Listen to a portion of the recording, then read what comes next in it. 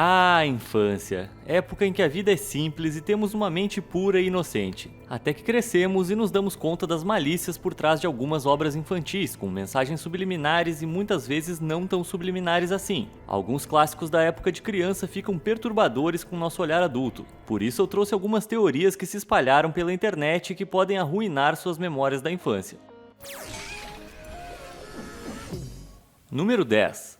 ET era um informante. ET foi um filme inovador quando foi lançado em 1982. Depois que Steven Spielberg perturbou o mundo com contatos imediatos de terceiro grau, um alienígena que come junk food, brinca com brinquedos e faz uma pequena travessura foi uma boa surpresa. Mas o usuário do Reddit, Walt is Frozen, argumenta que ET é mais sinistro do que parece. Essa teoria leva ET pelo caminho traçado nos filmes de Spielberg até a Guerra dos Mundos, onde grande parte da Terra é destruída por uma ameaça alienígena. Assim, a razão para a qual aqueles bichos mortais foram capazes de agir com tanta eficiência tem a ver com um certo alienígena amigável que visitou a Terra décadas antes. ET foi enviado como um espião para testar as habilidades da humanidade em identificar e lidar com uma ameaça alienígena, e com a ajuda de uma bicicleta e uma criança provou que nossa incompetência nos deixaria praticamente indefesos. Então ele avisou seu pessoal e anos depois seu povo retornou à Terra. É possível até que ET possa ter sido geneticamente modificado para explorar nosso planeta. Isso explicaria a diferença em sua aparência e capacidade de resistir aos micróbios da Terra em comparação com os alienígenas de Guerra dos Mundos. Número 9. Arthur e o evolucionismo.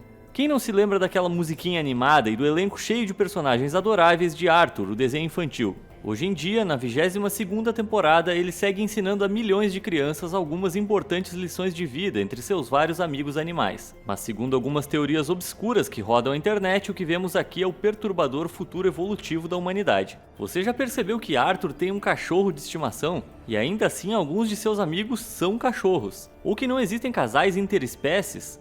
Ou que existem um monte de coelhos, muito mais do que outras espécies. Isso ocorre porque tem uma ordem evolutiva para as coisas. De acordo com essa teoria, cada animal é uma futura evolução das criaturas do mundo atual. Apesar de seus avanços em inteligência, as criaturas parecem seguir algumas das mesmas regras que os animais que conhecemos hoje. Os coelhos são muito comuns na série, provavelmente porque coelhos se reproduzem como coelhos. Animais geralmente não podem cruzar entre espécies, então não existem espécies híbridas na série. Algumas espécies, como os cães, foram subdivididas. Um humano possuindo outro humano seria um problema sério, mas as complicações éticas de um cachorro possuir outro cachorro nunca aparecem por aqui. A teoria defende que essas preocupações humanas morreram junto com a própria espécie, que se eliminou ou foi eliminada pelos animais.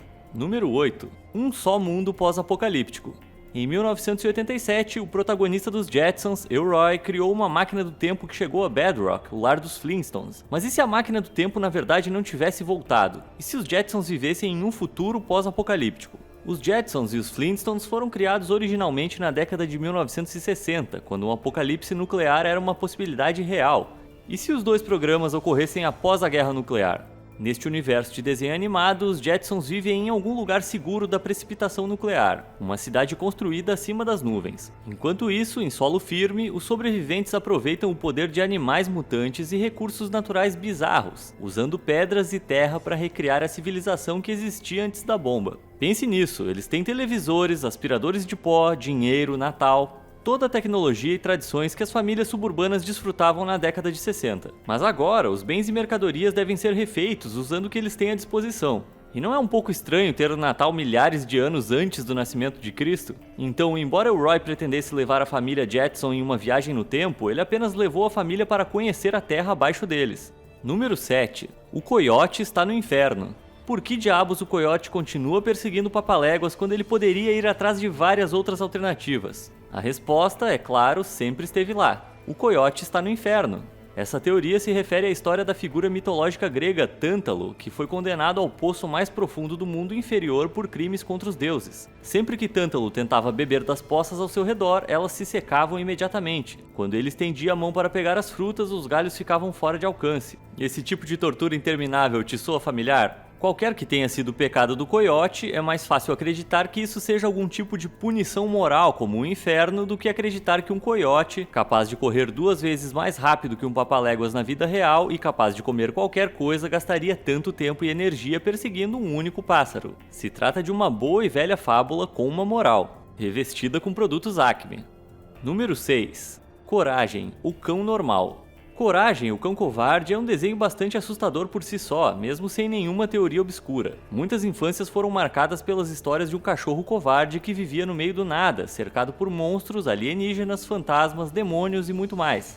Mas e se o Coragem fosse mais real do que parece? E se ele estivesse apenas vivendo uma vida normal, em uma casa normal, mas com olhos sempre assustados de um cachorro? É bem possível que os monstros do mundo do Coragem sejam na verdade coisas do dia a dia, como o carteiro ou aspirador de pó. Mas de um ângulo mais assustador, é concebível que o programa seja um perturbador vislumbre sobre o que acontece quando nossos companheiros caninos estão latindo para as paredes ou para o escuro. Além do mais, todas as entidades horríveis que Coragem vê e que os humanos não conseguem enxergar podem ser reais.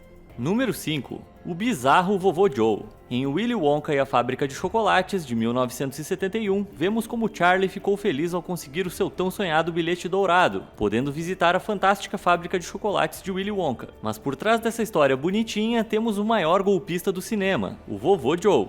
Esse cara fica jogado na cama enquanto cozinham e fazem tudo pra ele, e de repente começa a dançar igual um idiota quando Charlie encontra o bilhete. Não só isso, mas ele também é um pervertido. Quando todos estavam distraídos com Willy Wonka, Vovô Joe estava andando pela fábrica de chocolates cometendo atos hediondos, como apalpar a Sra. Tivy. Suas perversões são tão graves que um site foi criado para aumentar a conscientização sobre o quão hediondo é o personagem dele. Esperamos que você também ache ele um idiota por agir assim.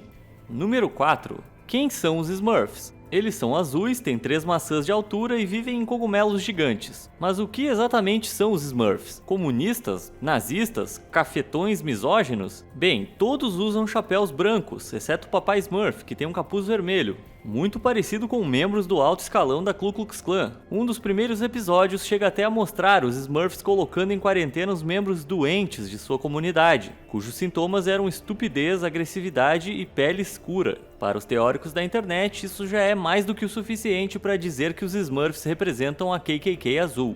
Por outro lado, alguns argumentam que a ausência de uma economia capitalista e tendo um líder com a barba igual a de Marx é uma evidência de valores comunistas. E a Smurfette? Criada como uma espiã do malvado Gargamel, Papai Smurf a acolheu, com ela se tornando uma Smurf mulher de verdade. Será que criando um objeto de desejo para seus seguidores azuis, Papai Smurf está sendo um cafetão misógino? Existem centenas de teorias sobre os Smurfs e nenhuma delas mostra esses carinhas azuis de forma positiva. Número 3. A teoria dos Rugrats. Os Rugrats, ou os Anjinhos, chegaram a ganhar um Emmy, mas de acordo com algumas mentes sombrias da internet, todas as travessuras e conversas do desenho existem apenas na mente de um só personagem. A teoria estipula que nenhum dos bebês existe de verdade, eles seriam todos uma invenção da imaginação de Angélica. Na realidade, eles são baseados em bebês que poderiam ter existido, mas encontraram fins trágicos. Supostamente, Chuck morreu com sua mãe no parto, então Angélica associa ele às memórias de sua mãe. Tommy nasceu morto, com seu pai Stu fazendo um monte de brinquedos para um bebê que nunca vai poder brincar com eles. A mãe de Phil e Lil fez um aborto tardio e como Angélica não sabia que sexo o bebê teria, seu subconsciente criou os dois. O trauma dessas experiências com a morte deixou um impacto permanente na psique da garotinha e sua agressividade e egoísmo são reflexo de tudo isso em sua cabeça. Para nossa alegria, porém, a criadora do desenho veio ao público e negou as afirmações dessa teoria. Bem, agora que eu estou pensando... Número 2. Origens do burro da Disney.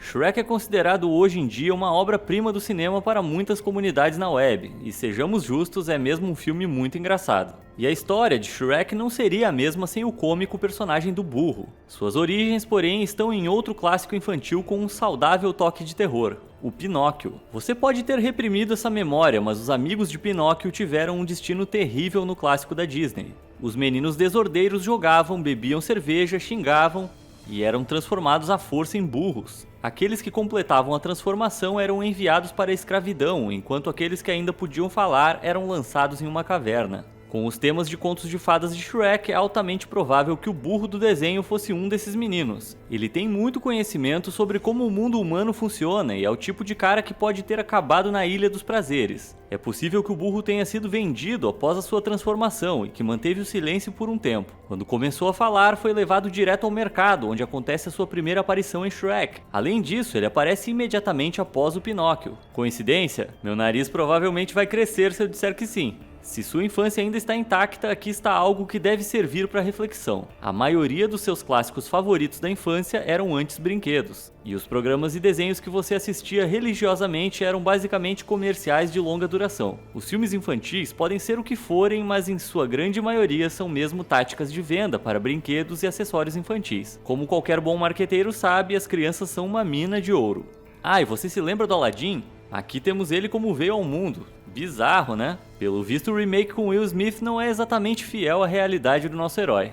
Número 1. Bombas, Bíblias e a Fenda do Biquíni. Desde 1999, as bizarras aventuras de Bob Esponja em torno da Fenda do Biquíni enriqueceram nossa existência, com personagens memoráveis, muitas risadas e muitos memes. Mas você já parou para pensar na localização e nos habitantes da Fenda do Biquíni? De acordo com essa teoria, o motivo pelo qual o oceano é habitado por criaturas antropomórficas estranhas é assustador. Tudo se resume à mutação genética após uma precipitação nuclear. Conforme demonstrado por seu nome e pela sequência do título do programa, Fenda do Biquíni é encontrada no fundo do mar abaixo do atol de Bikini, um local real e muito radioativo. Este local, que é parte das Ilhas Marshall, foi um local de testes de bombas atômicas em meados do século XX. Na verdade, esse é o lugar de nascimento fictício de um mutante conhecido pelo nome de Godzilla. A radioatividade era tão alta na época que todos os nativos foram evacuados e até hoje não é considerado seguro ir para lá. Parece que ninguém contou a uma certa esponja e seus amigos que se estabeleceram por ali depois da explosão nuclear.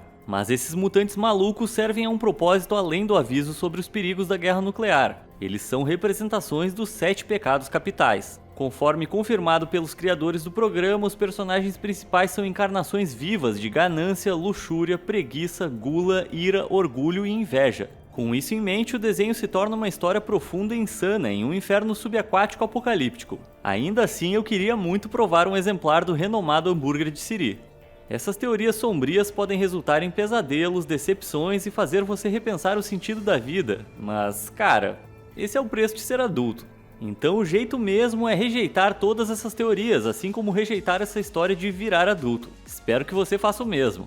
Qual dessas teorias deixou você mais desiludido com a sua infância? Conta pra gente nos comentários abaixo. E obrigado por assistir.